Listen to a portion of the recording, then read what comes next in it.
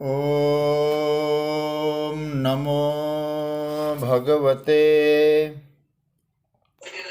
वासुदेवाय कृष्णाय वासुदेवाय हरे परमात्मने प्रणतक्लेशनाशाय गोविन्दाय नमो नमः।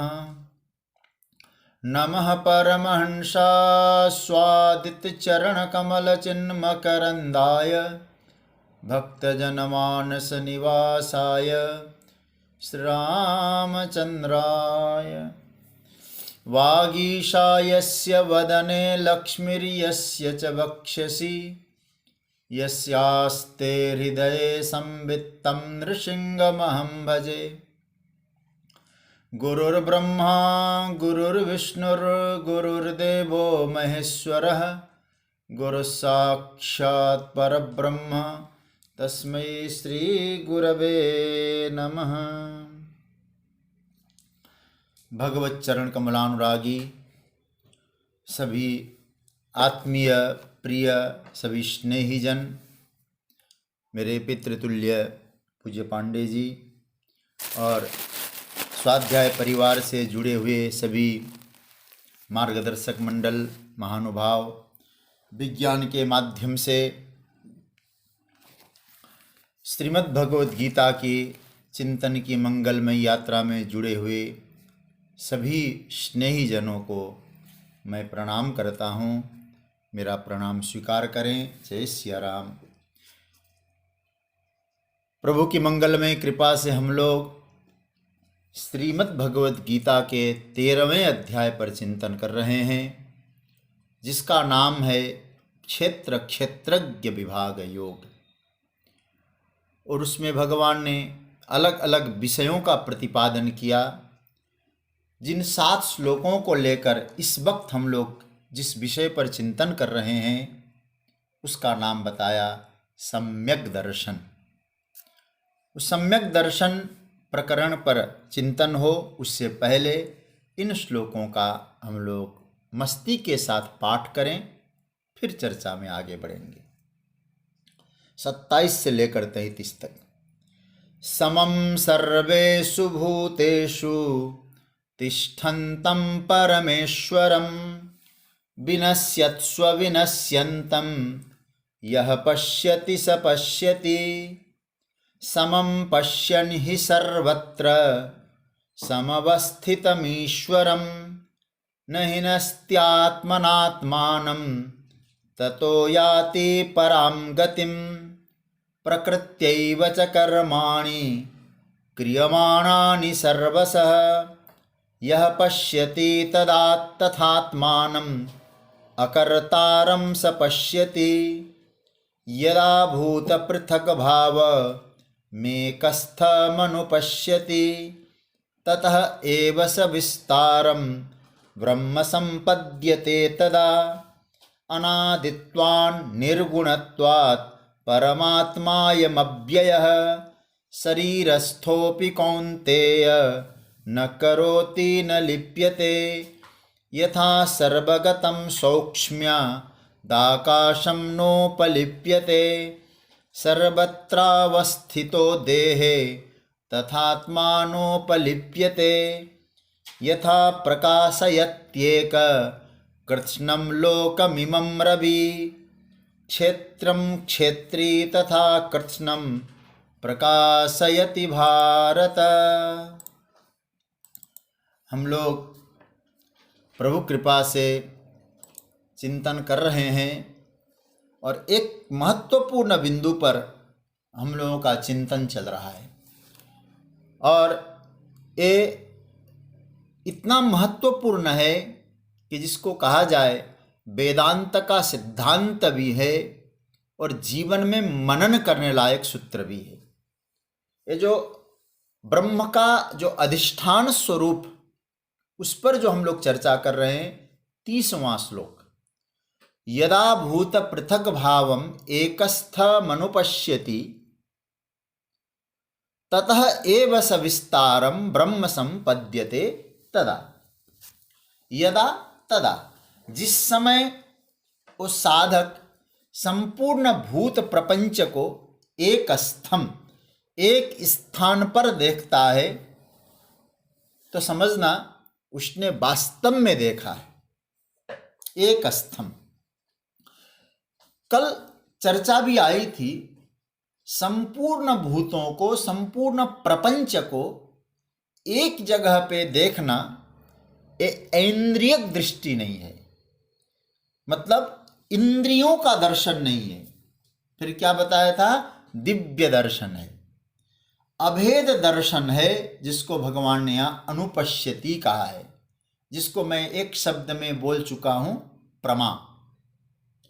वास्तव में वही प्रमा है, एक स्थम अनुपश्यति।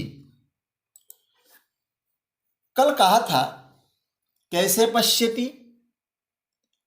शास्त्र आचार्य उपदेशतः, शास्त्रम आचार्य उपदेशतः। इसमें देखा जाए 3 चीजें बताई। देखो, शास्त्र की बात जब आती है तो वहाँ श्रवण हो जाता है, और भगवान भाष्यकार कहते हैं मत्वा, तो वहाँ मनन भी होता है, उनकी बात को आपने माना है तो मनन भी हो गया। और फिर आगे क्या कहते हैं? आत्म प्रत्यक्षत्वेन पश्यति, अनुपश्यति का अर्थ किया भाष्यकार ने, आत्म प्रत्यक्षत्वेन पश्यति, यह निदिध्यासन हो गया। तो इसका भाष्य में क्या आया? शास्त्र आचार्य उपदेशतः मत्वा आत्म प्रत्यक्षत्वेन पश्यति इति एक स्थम अनुपश्यति। यह खूबसूरती भाष्य की। तो सज्जनों, जब साधक की साधना बढ़ती है, उसने साधना को बढ़ाया। अच्छा, वेदांत की साधना क्या है? यदि देखा जाए ज्ञान की साधना में उपनिषदों ने कहा 3, क्या क्या है? श्रवण, मनन और निदिध्यासन। आत्मा वै अरे श्रोतव्य मंतव्यो निदिध्यासितव्यश्च, बस यही साधन है। तो इस तरह से इन साधनों का आश्रय जब साधक लेता है, तब उसके जीवन में अनुपश्यति उतर जाएगा। पश्यति नहीं कहा है, अनुपश्यति मतलब उपदेश पश्चात, उपदेश के अनुसार मनन। उपदेश कैसा? शास्त्र और गुरुजन, उनका उपदेश सेकंड नंबर में आया मनन, और मनन के पश्चात निदिध्यासन, और निदिध्यासन हो जाए तो पश्चात पश्यति, फिर पश्यति में आ जाएगा। समझ रहे हैं बात को? पहले गुरुजनों का वाक्य, गुरुजनों के वाक्य कैसे वाक्य बोले? शास्त्रानुमोदित वाक्य श्रवण करना, उनका मनन करना, निदिध्यासन करना, तब अनुपश्यति। क्या अनुपश्यति? किम पश्यति? पृथक भावम एकस्थम अनुपश्यति, भूत पृथक भावम। और क्या है? बोले संपूर्ण भूत जो पृथक भाव है, पृथक भाव मतलब अलग अलग है। कल मैंने कहा था ना, सूरज वहाँ है, चंद्रमा वहाँ है, तारे वहाँ है, शुक्र तारा वहाँ है, ध्रुव तारा वहाँ है। बोले एक ही जगह जो देखता है। अच्छा, एक जगह कहाँ देखता है व्यक्ति? किसमें देखता है? हमारे उपनिषदों ने कहा ज्ञान में देखता है। ज्ञान में ही साधक सबको एक जगह देखता है। उसी ज्ञान का नाम प्रमा भी कह सकते हैं। चाहे वो दूरी हो, चाहे नजदीकी हो, दोनों कहाँ भासेंगे आपको? कहाँ भासते हैं दोनों? तो आपको कहना पड़ेगा ज्ञान में भासते हैं। बाह्य रूप में हो, अंतरंग रूप में हो, कहाँ भासते हैं? ज्ञान में। देश की प्रतीति हो, काल की प्रतीति हो, वस्तु की प्रतीति हो, नाना प्रकार के द्रव्यों की प्रतीति हो, आपको कहाँ प्रतीति है? कहाँ भास रहे हैं? कहाँ दिखाई दे रहे हैं? ज्ञान में। सच्ची बात तो कहें, अच्छा हो या बुरा हो, अनुकूल हो या प्रतिकूल हो, भासने की जगह तो एक ही है, ज्ञान। ज्ञान का मतलब वो ज्ञान नहीं कि पुस्तकीय ज्ञान, ज्ञान का मतलब चेतन। चेतन मतलब ब्रह्म, स्वयं, आत्मा, ये अर्थ लेना ज्ञान का। मतलब चेतन तत्व में सब भास रहे हैं। वो चेतन तत्व क्या है, ज्ञान क्या है? तो श्रुति भगवती ने कहा, उपनिषद ने कहा, सत्यम ज्ञान मनंतम ब्रह्म। कहीं और कुछ नहीं भास सकता। सच्ची बात तो यह, भासने के लिए, अनुभूति के लिए कहीं दूसरी जगह है ही नहीं। जो भी प्रतीति हो रही है, जो भी आपको अनुभूति होती है, सब ज्ञान में ही होती है। उस अनुभूति का जो आश्रय है और अनुभूति का जो अधिष्ठान है, मूल है, उसी का नाम है ज्ञान, उसी का नाम है चेतन, उसी का नाम है सत्य, उसी का नाम है आनंद। ज्ञान फिर कितना है? बोले ज्ञान एक है। इसलिए शंकर भगवान क्या कहते हैं? एक स्थम। इस बात को समझ लेना थोड़ा सा। एक स्थम, एक स्थम मतलब आत्मस्थम, ज्ञानस्थम, चैतन्यस्थम। आप तो इस बात को तो मानते हैं ना, दुनिया कहाँ है? दुनिया दुनिया में नहीं है। दुनिया यदि आपको भासती है तो ज्ञान में भासती है। और याद रखना, ज्ञान में भासती है, ज्ञान से भासती है, और ज्ञान ही दुनिया के रूप में भासता हुआ लगता है। एक बात और कहूं, ज्ञान का परिणाम नहीं होता है कि ज्ञान संसार बन के आपको भास रहा है। थोड़ा शब्दों की कठिनाई हो सकती है, लेकिन आप लोग, मुझे मालूम है, बहुत बुद्धिजीवी लोग हैं, पकड़ना। ज्ञान, हमारा अहम संसार बन के नहीं भासता है, बल्कि ज्ञान ही, अहम ही, चेतन ही संसार के रूप में भासता है। कैसे भासता है? बहुत सुंदर एग्जाम्पल दिया, दृष्टांत दिया। क्या, कैसे भासता है? बोले आभास रूप से भासता है। अब नई चीज आ गई ना, आभास। अब आभास रूप में भासता है तो कोई एग्जाम्पल दे के समझाइए। बोले हाँ, जैसे किरणों में जल भासता है। सूर्य के प्रखर किरण है, उन किरणों में क्या भासता है? जल भासता है। अच्छा, जल भासता है तो क्या जल होता है तब भासता है? आप सोचना थोड़ा सा। एक स्तम अनुपस्यति, एक में जल भास रहा है, क्या जल है तब भास रहा है? तो आपको क्या कहना पड़ेगा? नहीं, जल तो है नहीं, फिर भास कैसे रहा है? बोले किरण ही जल के रूप में भास रही है। यही कहना पड़ेगा कि नहीं? अरे भाई, जल होता तो जल भासता, जल तो है नहीं, फिर भास क्या रहा है आपको वहां? बल्कि सूर्य की किरण ही जल के रूप में भास रही है, जल तो वहां है नहीं। तो क्या अर्थ निकला? इसी प्रकार से जो परम चेतना है वही प्रपंच के रूप में भास रही है। परम चैतन्य ही प्रपंच के रूप में भास रहा है। फिर क्या होता है उसमें? उसी में नाना रूप की स्फुरणा होती है। इसलिए पृथक भावम भगवान कहते हैं। पृथक मतलब अलग अलग रूप, नाना रूप। अच्छा भैया, ये नाना रूप में जो भासता है ना, ये नाना रूप में भासने के लिए कौन ऐसी चीज है जो भसाती है, भासमान बनाती है? उसका नाम है वासना। नाना रूप में भासती हुई दुनिया है, और उसमें क्या करना है? एकस्थम वाली बात सिद्ध करनी है। याद रखना सज्जनों, नाना रूप से भासने वाली, यथाभूत पृथक भावम, नाना रूप में भासने वाली दुनिया जब एकस्थम वाली प्रमा हमारे अंतकरण में उतर जाए, इस बोध को, इस ज्ञान को धारण कर ले कोई। कौन सा ज्ञान? एकस्थम। कौन सा बोध? सारा का सारा जो दृश्य प्रपंच दिखाई दे रहा है, केवल एकमात्र चेतन सत्ता में भास रहा है, यह बोध। यह ज्ञान। और सज्जनों, इस बोध को, इस ज्ञान को, इस समझ को जिस साधक ने प्राप्त कर लिया, उसी साधक को हमारे संतों ने कहा बुद्ध है। उसी साधक का नाम बन गया बुद्ध, प्रबुद्ध, समझदार, उसी का नाम है। अच्छा, जिसने नहीं पाया उस बोध को, वो क्या बना? वो बुद्ध नहीं बना।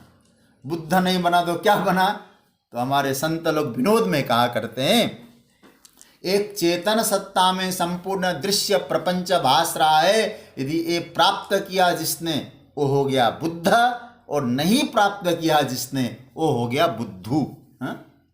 ये बुद्ध और बुद्धू में ही अंतर है, समझ रहे हैं ना? तो हमें बनना है बुद्ध। बुद्ध का मतलब ज्ञान। गौतम बुद्ध कब नाम पड़ा? सिद्धार्थ से गौतम बुद्ध कब हुआ? जब उनको ज्ञान मिला तब बुद्ध हुए, ठीक है ना? नहीं तो बुद्ध का मतलब कोई नाम नहीं है। बुद्ध का मतलब ज्ञान प्राप्त महापुरुष, जागृत विवेक जिसका है वह बुद्ध है, जिसका विवेक। और ये जागृत विवेक जिसके पास है वही समझता है एक में सब भासता है। और नहीं जागृत विवेक है तो क्या बना? वो बुद्धू बना।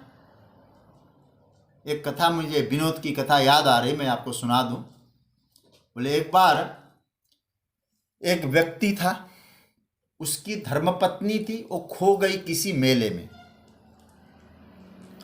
वहाँ मेले में जो उद्घोषक थे, जो अनाउंस करते हैं ना, कोई फलाना व्यक्ति खोया है तो यहाँ मिलेगा, किसी का मोबाइल खोया है तो पहचान बता के ले जाइए। तो वहाँ उद्घोषक के पास एक वो व्यक्ति चला गया और कहा कि महाराज, और संयोग था धार्मिक मेला होने के कारण उद्घोषक भी कोई संत ही बैठे थे, माइक लेकर उद्घोषणा कर रहे थे। वो क्या बोल रहे थे? बोले है वो कोई खो गया, ऐसा ऐसा। तो सज्जन जाके कहने लगे, महाराज मेरी पत्नी खो गई, उसकी भी आप घोषणा कर दो। तो महात्मा जी ने कहा कि भैया अपना नाम बता क्या है, तेरी पत्नी का नाम बता क्या है। बोले मेरी पत्नी का नाम है फजीहत, फजीती है, फजीती, फजीहत कराने वाली। अच्छा, तेरा नाम क्या है? उसने कहा कि मेरा नाम बुद्धू है। तो महात्मा जी ने बहुत सुंदर जवाब दिया, अब तुम्हें पत्नी को खोजने की जरूरत नहीं है। बोले जिस बुद्धू की जो व्यक्ति बुद्धू बन के बैठा हो, उसको फजीती तो अपने आप मिल जाती है। समझ रहे हैं ना? यही तो फजीयत है। अनेक रूपों में जो दिख रहा है ना, ये फजीती है, हमारे लिए फजीयत है। क्यों? क्योंकि बुद्धू बन के बैठे हैं। होना था बुद्ध, बन गए बुद्धू, इसीलिए सब अलग अलग दिखाई देता है, एक में नहीं दिखाई देता है। और भगवान क्या कहते हैं? इस बोध को धारण करो अर्जुन, इस बोध को धारण करने वाला बुद्ध है, ज्ञानी है। अरे भाई, वही ज्ञानी, आत्मा थोड़ी ज्ञानी है। आत्मा तो आत्मा है, वो कब से ज्ञानी बनेगा भाई? इसलिए बुद्ध बने, ज्ञानी बने। देखो, यह तो बुद्धि में ही समझ और बुद्धि में ही नासमझी है ना, दोनों ही बुद्धिस्त है। कहाँ वो आत्मा में है? ना आत्मा में न नासमझी है न समझदारी है, अर्थात आत्मा में न भ्रमा है न प्रमा है। आपकी बुद्धि में प्रमा की जागृति होनी चाहिए। वह तो क्या है? नित्य बुद्ध शुद्ध चैतन्य और परम तत्व, आत्म तत्व आप हैं। इसलिए गोस्वामी जी बहुत सुंदर भाव देते हैं रामचरितमानस में। क्या कहते? सहज प्रकाश रूप भगवाना, नहीं तह पुनि विज्ञान निधाना। देखो यहाँ इतना सुंदर, क्या बोलते हैं, वहां कोई विज्ञान का बिहान नहीं है। विज्ञान बिहान, निधाना नहीं बिहाना। तो विज्ञान बिहाना, बिहान शब्द का अर्थ होता है सुबह, सवेरा, अवधि भाषा में।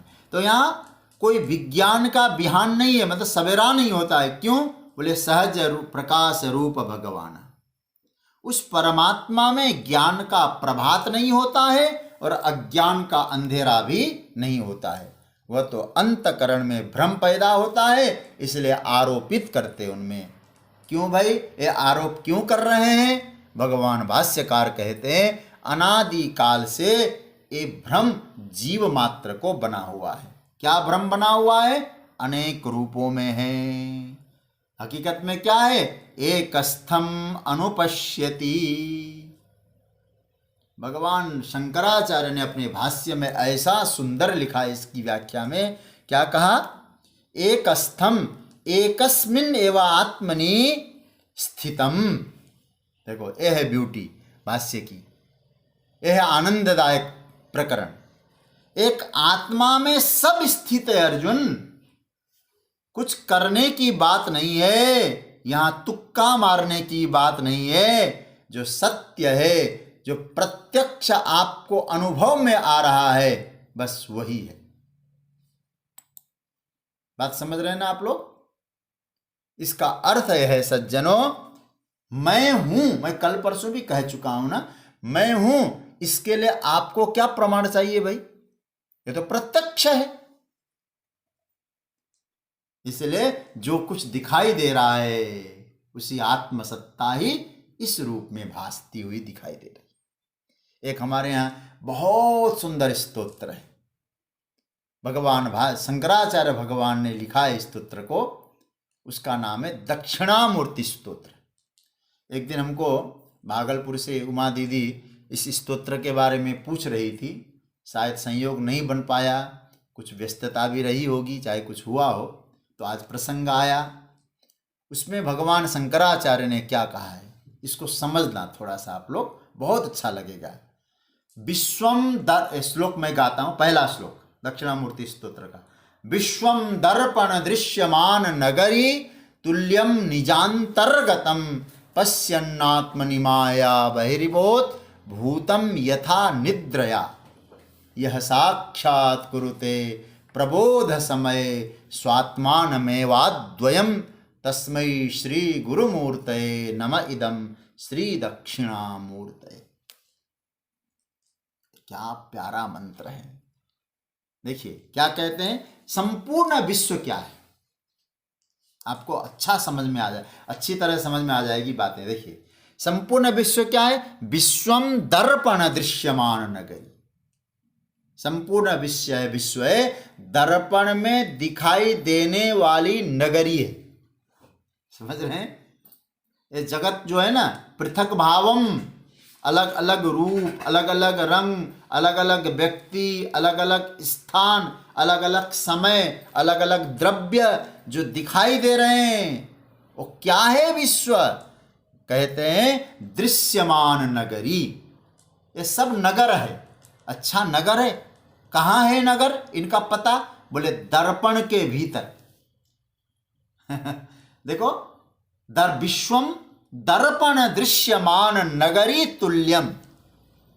अच्छा भाई, और फिर क्या मतलब है? दर्पण में जो नगरी होगी, जो नगर दिखाई देगा दर्पण के भीतर, क्या दर्पण के भीतर कोई नगर रहता है क्या?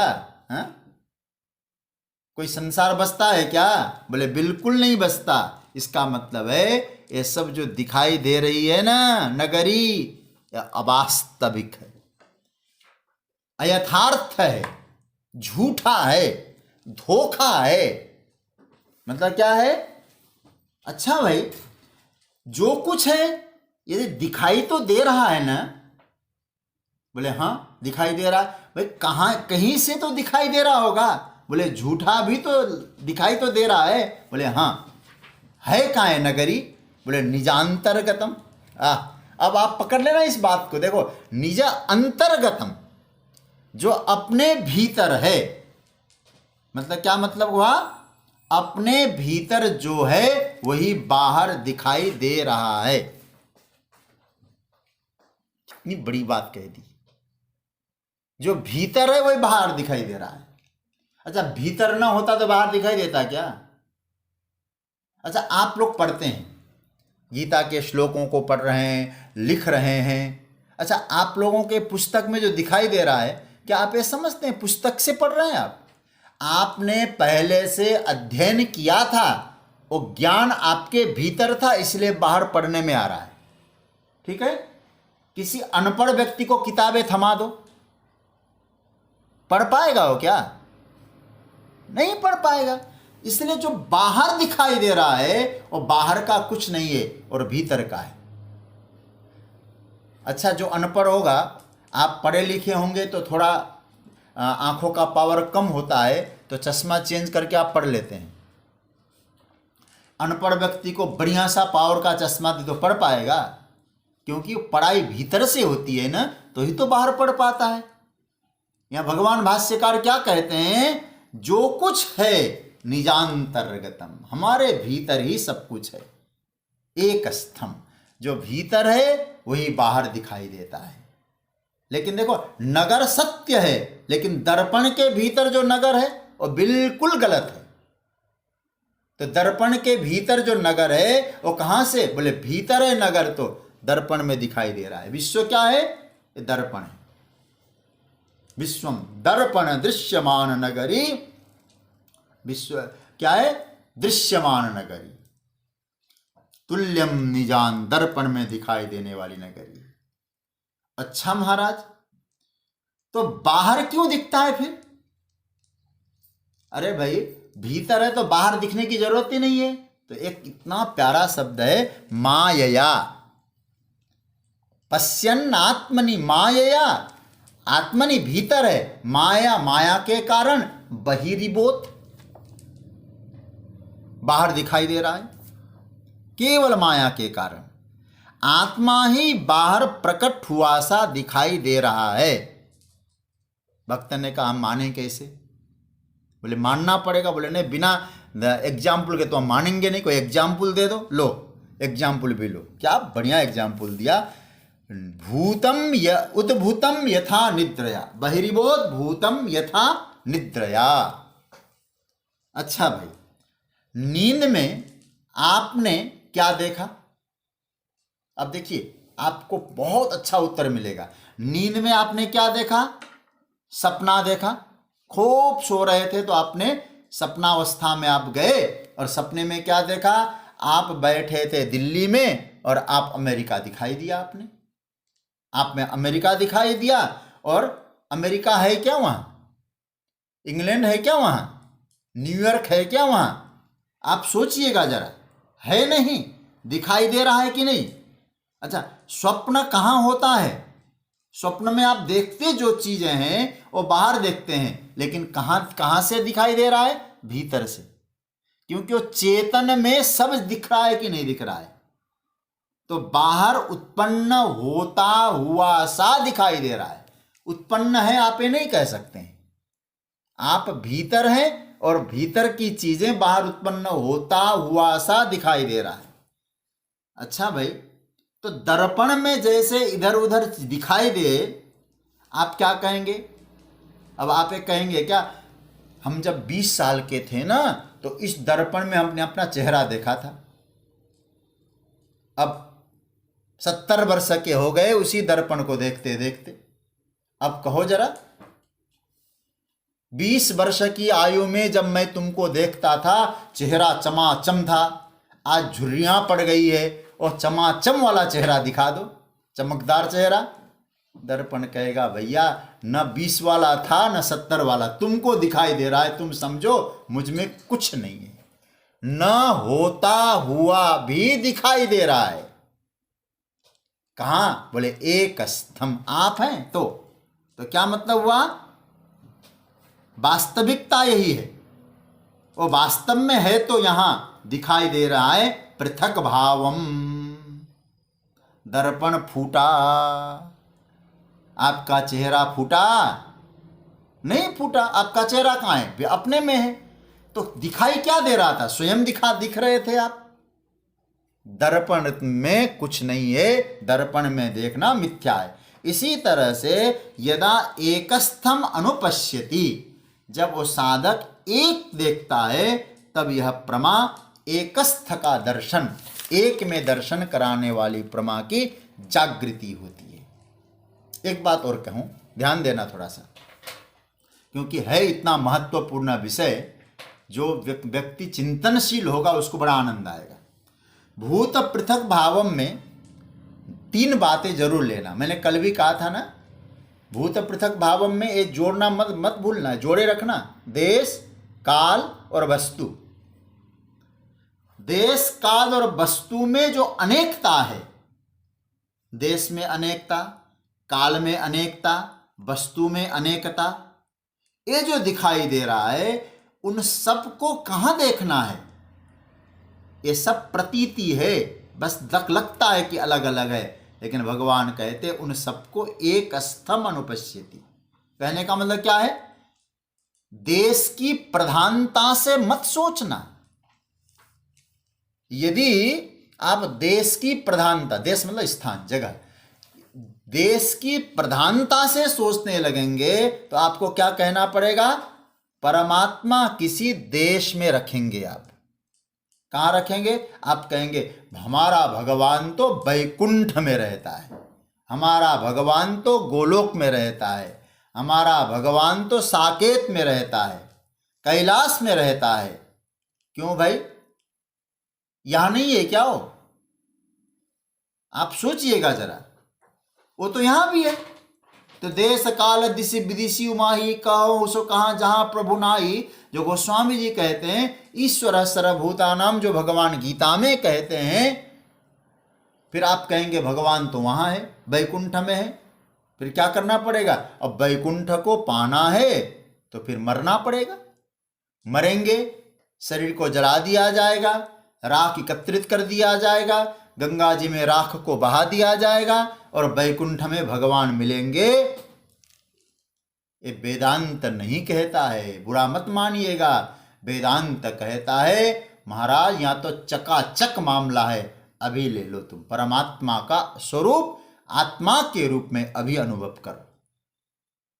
मैं कई बार कह चुका हूं, ब्रह्म कहने में जितना समय लगता है ब्रह्मानुभूति में उतना समय नहीं लगता, क्योंकि वो तो स्वयं है, प्रत्यक्ष है। तो सज्जनों, काल की प्रधानता से चिंतन मत करिएगा, देश की प्रधानता से चिंतन मत करिएगा। देश काल वस्तु सब एक स्थम अनुभवति अनुपश्यति। वेदांत कहता है शेष कुछ है ही नहीं, केवल एक स्थम, एक है। द्वैत की कल्पना भी बेकार है। यहां तो देश काल और वस्तु की प्रतीति जब एकस्थ होने लग जाए, एकस्थ मतलब अपने में, आत्मा में होने लग जाए, तब ये सूत्र घट जाएगा, एक स्थम अनुपश्यति। वही चेतन सबका अधिष्ठान है, सारा का सारा दृश्य प्रपंच उसी परम सत्ता में भास रहा है। सज्जनों, इस चीज का आप अनुभव करें। प्रपंच की जो स्थिति है ना,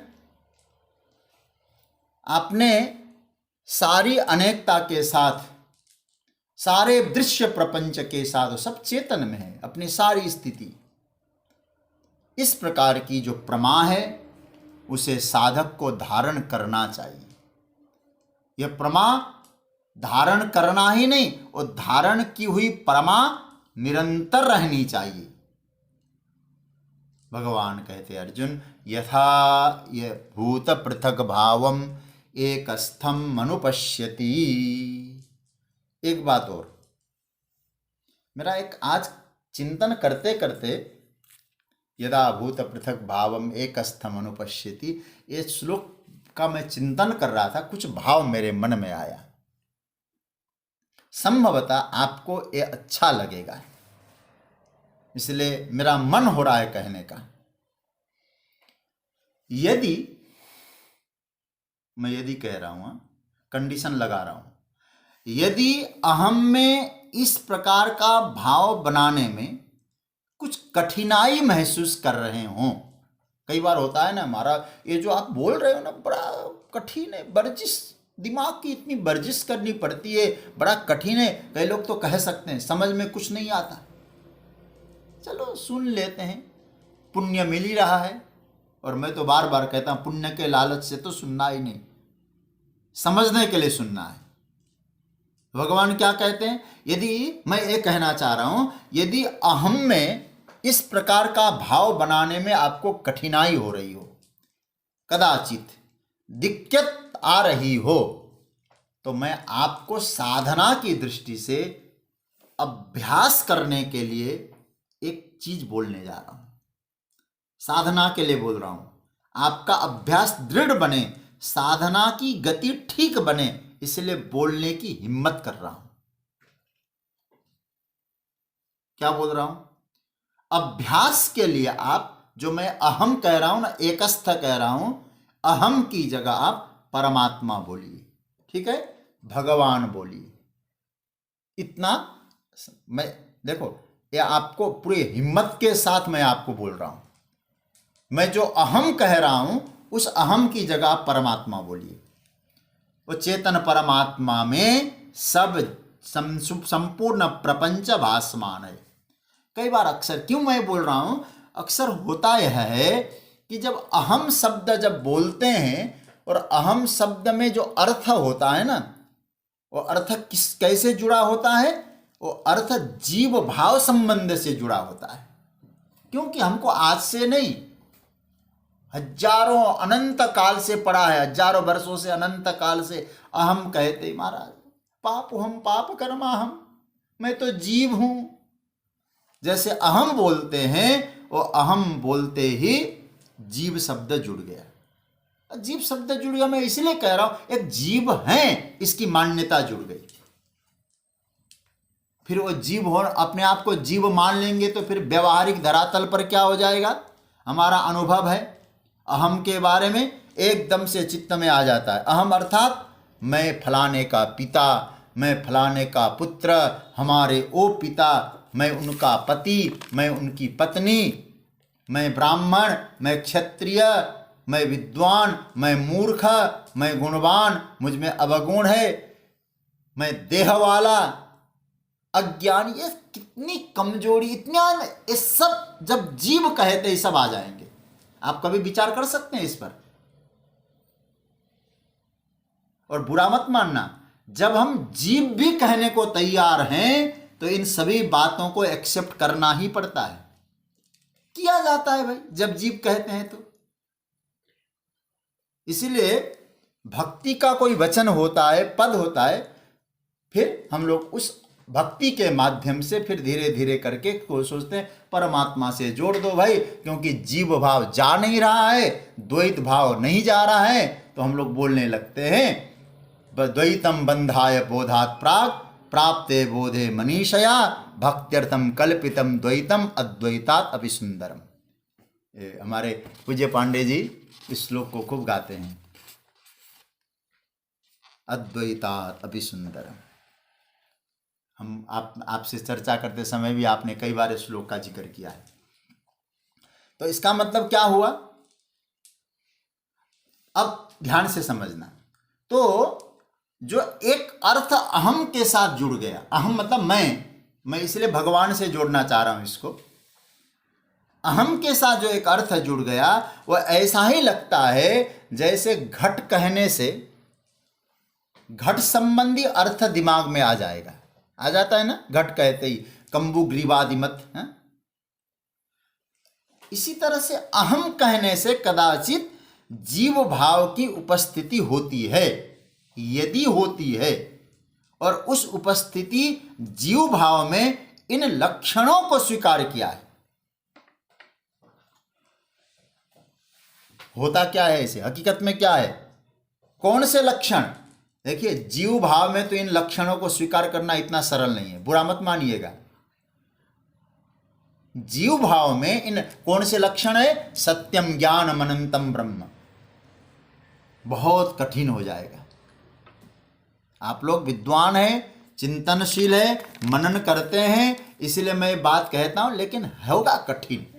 जीव भी बोलते रहें और सत्यम ज्ञानम अनंतम ब्रह्म की अनुभूति भी करते रहें, कठिन हो जाएगा। अरे भाई, फिर हम लोग क्या कहेंगे, मैं तो रोज काम में लगा रहता हूं, फिर अपने आप को अकर्ता कैसे मानूंगा? अकर्तृत्व मुझ में हो ही नहीं सकता, मैं तो कर्म करता हूं। देखिए, स्वीकृति देने में, स्वीकृति लेने में बड़ी कठिनाई होगी। स्वीकार करने में व्यक्ति अंगीकार कर ही नहीं सकता। फिर क्या स्थिति आएगी? अपने में तो चलो मान लेते हैं, कभी गुरुजी ने कहा चलो मान लिया, सुनते समय मान लेते हैं, गुरुजी ने सुनाया, हाँ गुरुजी आप जो कहते हो तो ठीक है, लेकिन जब बाद में सोचते हैं, मनन करने का समय आता है, फिर वहां गड़बड़ हो जाता है। तब तो जो गुरुजी ने कहा था तुम ब्रह्म हो वो तो याद भी नहीं आता। तो अभ्यास इस प्रकार से हो गया कि बड़ा कठिन हो जाता है कि अपने आप को ब्रह्म के रूप में, अहम के रूप में स्वीकार करना। तो कहा कि तुम अहम ब्रह्मास्मि, उस ब्रह्म का चिंतन करो, तुम आत्म चेतन हो और सारा आत्म चेतन में प्रपंच भास रहा है तो यह बिल्कुल सत्य सच, इसको कोई काट नहीं सकता। और जो मैं कह रहा हूं, एक प्रपंच, सारा प्रपंच एक स्थम अनुपश्यति, एक में भास रहा है। और क्या क्या प्रमाण है इसमें? श्रुति प्रमाण है, युक्ति प्रमाण है, अनुभव प्रमाण है, गुरु वचन प्रमाण है। ध्यान देना, और गीता भी कह रही है, क्योंकि किसी भी दृश्य का अनुभव कहीं अन्यत्र होता नहीं है सिवाय अपने में, केवल अपने में। उसको अपने में ज्ञान में कर लो भाई। इस अनुभूति का तिरस्कार मैं कैसे कर सकता हूं? चाहे देश का अनुभव हो, होगा कहां? बोले ज्ञान में। चाहे काल का अनुभव हो, होगा कहां? बोले ज्ञान में। चाहे वस्तु का अनुभव हो, होगा कहां? ज्ञान में। एक बार पूज्य चरण प्रातस्मरणीय सुनाम धन्य श्री उड़िया बाबा जी महाराज से किसी ने प्रश्न किया। क्या पूछा? बाबा जगत कहाँ है, दुनिया कहाँ है?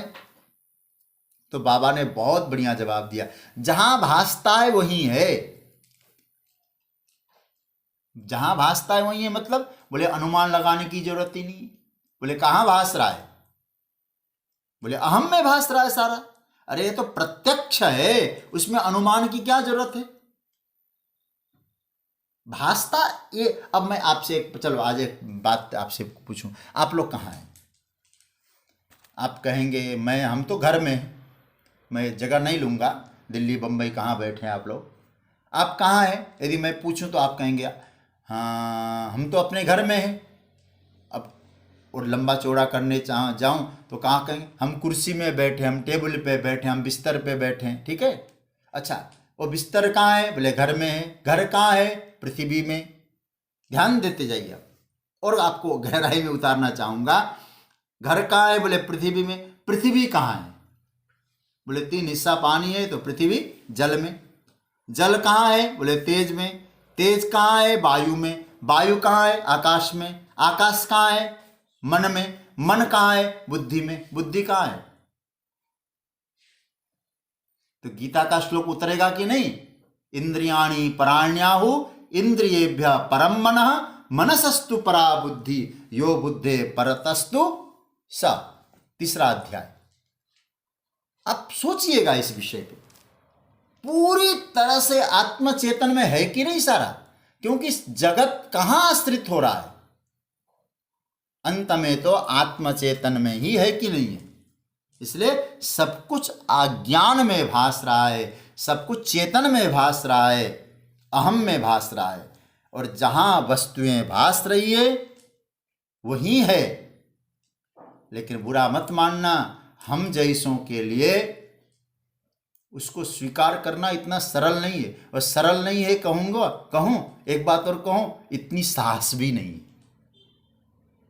साहस होना चाहिए ना। कई लोगों का तो साहस इससे नहीं होता, यदि ऐसा होने लग जाएगा, क्या अहम ब्रह्मास्मि का अनुभव होने लग जाएगा तो कल से घर द्वार कैसे चलेगा? मैं तो आपसे इतना ही कहूंगा, जनक जी को नहीं हुआ था क्या? राज्य बहुत अच्छी तरह से चलाया था उन्होंने। वशिष्ठ जी को नहीं हुआ था? अच्छी तरह से कर्मकांड किया था। यदि आपको उस ब्रह्मास्मि का, ब्रह्मत्व का अनुभव हो जाएगा तो व्यवहार और परिपक्व होगा आपका। स्वीकार करने में साहस चाहिए, शक्ति चाहिए। बस सच्ची बात तो यही है, भास तो वही रहा है। अरे सर्प कहाँ भास रहा है भाई? तो आप कहेंगे कि नहीं, सर्प रस्सी में भास रहा है। लेकिन हुआ क्या है, बुरा मत मानिएगा, हम लोगों में जीव भाव की इतनी प्रगाढ़ता है ना, चेतन पर दृष्टि जाती ही नहीं है, और जाती है तो डर लगता है। तो कहाँ दृष्टि जा रही हमारी? विकार पर जा रही। जब दृष्टि चेतन पर टिकेगी तब उसमें जगत है, उसी चेतन सत्ता में सब कुछ है, ये स्वीकार करेंगे आप। अब मान लो कि नहीं स्वीकार होता, उसका कारण क्या माने हम? यदि आपको एकस्थम अनुपश्यति में, एक ब्रह्म में सब कुछ स्वीकार नहीं होता, तो हम उसका कारण क्या कहेंगे? क्या शास्त्र ने गड़बड़ कर दिया, या युक्ति ने गड़बड़ कर दिया? बिल्कुल नहीं, शास्त्र सम्मत है, युक्ति सम्मत है। श्रुति युक्ति अनुभूति से केवल एक ही बात सिद्ध होगी, आत्म चेतना में ही दृश्य प्रपंच की स्थिति है। यह एकदम 100% पक्का है। अब बात आई, अब जो मैंने बात उठाया था वो बात मैं आपके सामने रख रहा हूं। अब बात आई, इस स्थिति की यदि स्वीकृति नहीं होती है, इसको हम स्वीकार नहीं कर पा रहे हैं, तो हम क्या करें भाई? एक ब्रह्म में सब कुछ है, यदि ये स्थिति को हम लोग स्वीकार नहीं कर पा रहे हैं, तो हमें कुछ करना है क्या? तो क्या इस श्लोक को ही छोड़ दें, त्याग कर दें क्या? क्योंकि जो हमारे अनुकूल नहीं हो रहा है उसको छोड़ दें, फिर श्लोक को समझने की कोशिश न करें, ये तो बहुत कठिन है, छोड़ दें भाई। क्योंकि हमको लगता ही नहीं कि एक ही ब्रह्म में सब कुछ है, तो श्लोक को छोड़ दो फिर। ये तो ऐसी बात हो गई, एक व्यक्ति शराब पीता था, शराबी था। एक दिन उसने सुबह सुबह अखबार देखा, उसकी पत्नी ने तो लिखा फलानी जगह शराब पीकर इतने लोग मरे, तो जहां उनके पति रोज जाया करते थे। तो सोचने लगी कि आज सुबह सुबह अखबार दूं तो शायद मेरे पति इस अखबार का न्यूज़ देखकर कुछ सहम से जाएंगे, शायद शराब पीना छोड़ देंगे। वो पत्नी ले जाके अखबार पति को देती है, और पति ने अखबार को यूं फोल्ड करके फेंक दिया और कहने लगे, छोड़ दिया आज से। पत्नी खुश हो गई, आपने शराब छोड़ दिया। उसने कहा, कल से अखबार पढ़ना छोड़ दिया। अब मैं आपसे कहूं, यदि यह श्लोक हमें स्वीकार नहीं है, क्या स्वीकार नहीं है? इस श्लोक में जो बताया गया है, सब कुछ एक आत्म चेतन अहम में ही स्फुरित हो रहा है। सत्य केवल अहम है, ब्रह्म है, वो मैं हूं।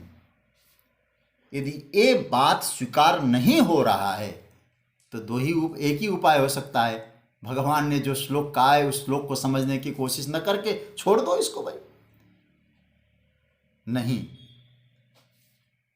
त्याग न करें, इस श्लोक को संभालें। यदि इस रूप में नहीं संभलता है तो एक दूसरे रूप में संभालें। एकस्थम शब्द का अर्थ फिर दूसरा करें। क्या करें? अब मैं आपको थोड़ा समय में आपको इसको समझाने की कोशिश करूंगा। तब इस श्लोक को संभालने के लिए बीच में एक सीढ़ी तैयार करो, एक सोपान तैयार करो। को उस सोपान का नाम है, उस सीढ़ी का नाम है भक्ति की सीढ़ी। है तो देखो, जो मूल बात भगवान कह रहे हैं, सत्य तो वही है। यदि उसको स्वीकार करने में थोड़ी दिक्कत हो रही है, तो उस श्लोक को त्यागना नहीं, गीता को पढ़ना छोड़ना नहीं है, बल्कि समझने की कोशिश करना है। यदि इस प्रकार से नहीं समझ पा रहे हैं, एक काम करो, भक्ति की सीढ़ी लगा दो। फिर कहो, अहम की जगह भगवान को रख दो और कहो, अहम में स्थित है या नहीं हम नहीं बोल सकते हैं, लेकिन संपूर्ण जगत मेरे भगवान में स्थित है। फिर कहो, रोम रोम प्रतिलागे कोटि कोटि ब्रह्मांड। अब मुझ में चाहे जो हो, कम से कम इतनी बात तो हो सकती है कि जगत जगत में नहीं है। ऐसे कर लो, कहाँ? बोले जगत भगवान में। इतने में तो दिक्कत नहीं आएगी। मुझे पंचम स्कंद के अंतिम प्रकरण श्रीमद् भागवत के 5वां स्कंद उसका अंतिम श्लोक याद आ रहा है। श्री सुखदेव जी महाराज क्या कहते हैं? पहले 5वां स्कंद क्या है? वहाँ पृथ्वी की चर्चा की, द्वीपों की चर्चा की, नदियों की चर्चा की, स्वर्ग की चर्चा की, नरक की चर्चा की, पातालों की चर्चा की, बहुत मतलब एक तरह से ज्योग्राफी की चर्चा कर दी। और अंत में कह दिया, कहीं ये न समझ लेना ये सब जो दिखाई दे रहा है, नदियाँ, पहाड़, पर्वत, लोक, परलोक जो दिखाई दे रहा है ना परीक्षित, कहीं ये मत समझ लेना कि यही सब कुछ है। कहाँ है सब?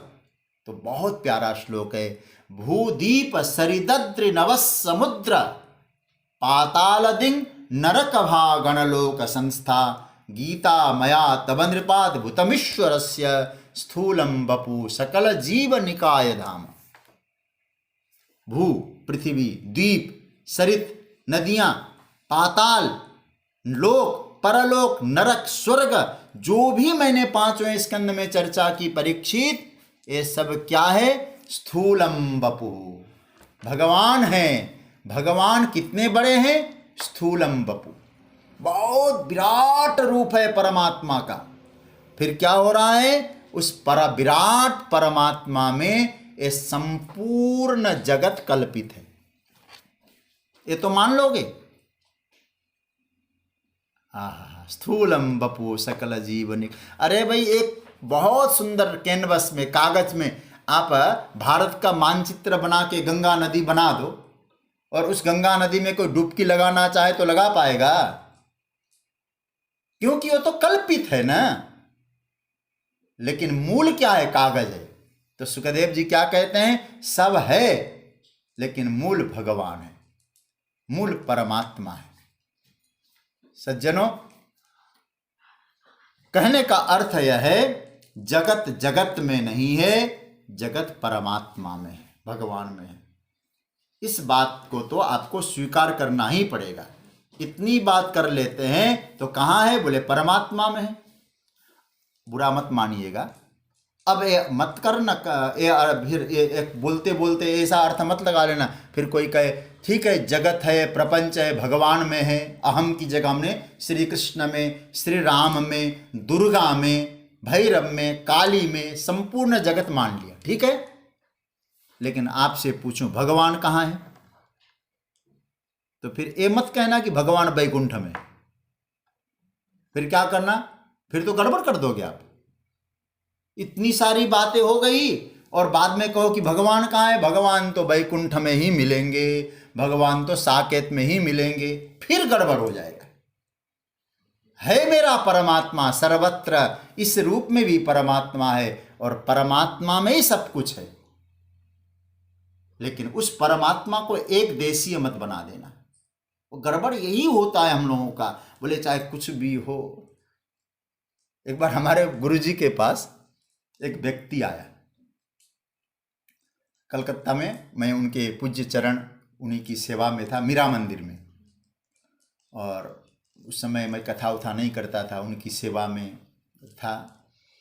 तो एक व्यक्ति आके महाराज जी से कहने लगा, गुरुजी, बोले हाँ, वो गीता पर ही स्वाध्याय करा रहे थे और कह रहे, महाराज गुरुजी भगवान का दर्शन करना है मुझे, कैसे होंगे? महाराज जी ने कहा, इतने देर तक तो वेदांत पढ़ाया, गुड़ गोबर कर दिया इसने। तो उसके बाद महाराज जी किसी तरह से मुझे भगवान का दर्शन करा दो। बोले ठीक है, दर्शन करने को कर लोगे तो मान जाओगे? बोले हाँ, देख मैं भगवान हूं, चल मेरा दर्शन कर ले। क्या रखा है बेटा? महाराज जी कहने लगे, भगवान तू तेरे पास है। अबे मत कहना कि वहां मिलेंगे। तू ही ब्रह्म है, तू ही परमात्मा है, अपने में खोज उसे, देख। कहीं आपको निर्माण नहीं करना है परमात्मा को, परमात्मा नित्य है। इसलिए मैंने सहूलियत के लिए, साधना की दृष्टि से बात कही। यदि अहम में दृश्य प्रपंच भाषित है, ये बात यदि आपको नहीं पच पा रही है तो कृपया कृपया कृपया श्री कृष्ण के वचनों को त्यागिए नहीं, श्री कृष्ण भगवान के वचनों को सहूलियत से समझिएगा। किस रूप में समझना, ये जो अहम है वो भगवान है, मेरी इष्ट है, उसमें सब कुछ है, लेकिन वो भगवान कहीं बैकुंठ कैलाश में नहीं है, वो सर्वत्र है, वो मेरे साथ है। मैं बार बार कहता हूँ, भगवान मेरे साथ है, मेरे सर पर उनका हाथ है। कहीं पूरी चर्चा करने के बाद ये मत कहना कि भगवान तो वहीं जाकर भगवान मिलेंगे। ये तो ऐसी बात हो गई, पूरी रामायण सुना दी गुरु जी ने चेले को, और बाद में चेले से पूछा पूरी रामायण सुन ली, समझ में आया ना? तो चेले ने कहा गुरु जी रामायण तो अच्छी लगी, लेकिन ये समझ में नहीं आया कि राम मरे कि रावण मरा। तो बुरा मत मानिएगा, कहने का अर्थ यह है, पहला तो इस श्लोक का अर्थ यही बनेगा कि संपूर्ण दृश्य प्रपंच जो भाषित है आत्मचेतन में भाषित है। यदि इस बात को स्वीकारने का सामर्थ्य हम में नहीं है तो आत्मचेतन की जगह आप परमात्मा स्वरूप कर दें, लेकिन भाषित तो उसी में हो रहा है ना, सब कुछ परमात्मा में है, परमात्मा से है, परमात्मा में है, इस भाव को समझना होगा। तो ये जो श्लोक था, आज भी इसी समय श्लोक में हम लोगों ने चिंतन किया, यदा भूत पृथक भावम एकस्थम अनुपश्यति। नीचे की पंक्ति तो रह गई भाई, ततः एव स विस्तारम ब्रह्म संपद्यते तदा। ये पंक्ति की चर्चा करेंगे। एक सूचना भी मुझे देनी है। सूचना